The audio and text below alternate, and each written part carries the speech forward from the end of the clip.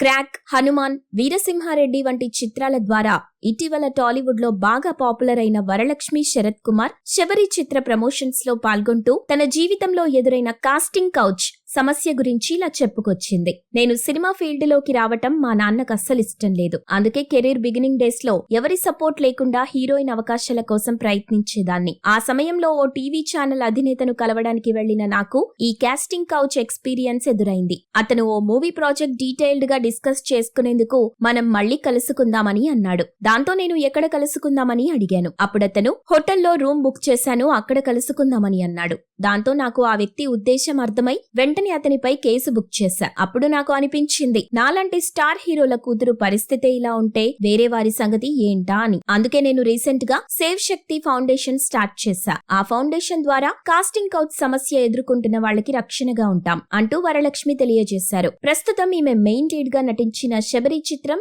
శుక్రవారం థియేటర్లలో విడుదల కానుంది. మీరు ఇలాంటి ఇంట్రెస్టింగ్ న్యూస్ అప్డేట్స్ మరిన్ని తెలుసుకోవడానికి ఇప్పుడే మా ఛానల్ ని లైక్ చేయండి, ఫాలో చేయండి, సబ్స్క్రైబ్ చేయండి.